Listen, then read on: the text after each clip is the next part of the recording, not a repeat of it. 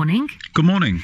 Listening to Tayyip Amjad there talking about how they need more skilled labour and they'll be happy to see a relaxation on immigration rules which will allow them to employ more skilled chefs. Surely that would go in the face of people wanting to limit immigration, which was the reason why some people opted for Brexit.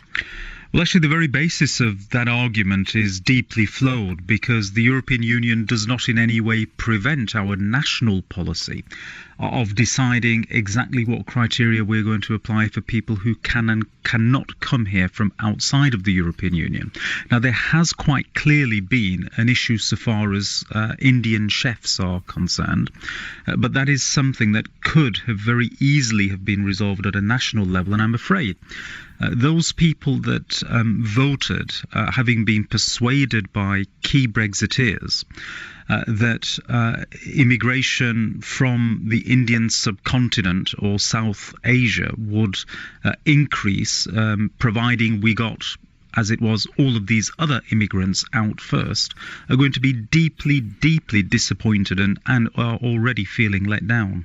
But you can't deny that that feeling that maybe people are thinking there are too many people being allowed to come and work and live here was a strong feeling that maybe encouraged many people to vote to leave. Well, the issue is that many people who voted in that particular way voted based upon feelings rather than based upon facts. And that's where the problems emerge, because we did have throughout the campaign, and we continue to have since then, and even before actually, large sections of the British media who have portrayed this impression that in some way immigrants are a negative force in the United Kingdom, when actually the economic evidence all points in the alternative direction. We as a country, as an economy, cannot grow without the immigrants. Did it surprise you, or has it surprised you that there is this quite substantial level of support amongst the Asian community for Brexit? I mean, has that surprised you? At the time, I can see why many people fell for these false promises. What has happened since then, and of course as a member of the European Parliament, I'm receiving so many representations now on a daily basis from people who quite clearly feel they were misled and were let down. And so many of them are actually saying things like, we want a further opportunity now that we understand the issues to have a further vote. And my attitude to that is, well, I'm not sure that we're in a position to proceed in that way at this moment in time, but you really need to be taking this up with those people that made the promises to you in the first place. So are you really saying we should have another vote on leaving the EU when, clearly this was a decision made in a properly democratic referendum? It's not what I've said. What I said is that I'm receiving representations from many people who voted to leave that are now asking for a further opportunity, for a further referendum based upon what they now know. Do you think that would be right? Well, my view to it is this, that democracy is a process, not an event. I don't believe we're quite there yet. It very much depends on how the negotiations go with the European Union.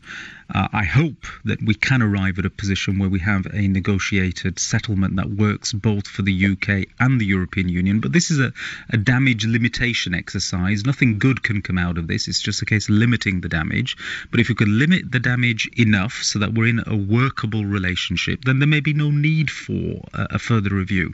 But if we find ourselves as a nation in a situation where the losses far outweigh anything that anybody would have voted for or would have wanted, and the vast majority of people are saying actually we want to have a further say or a say on the final deal, then democracy is a process. We may have to concede that. But we've got to go along now we're in the process, we've started it. I mean, how confident are you we can get a good deal for Britain as we go through this process?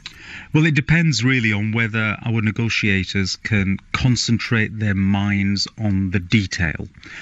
For far too long we had this ongoing situation of merely repeating the headline issues. Many people took the view that this was going to be a fairly easy thing to deliver. And in particular, I note Liam Fox just the other day was saying that this ought to be one of the easiest things in the world to deliver. It is actually anything but that.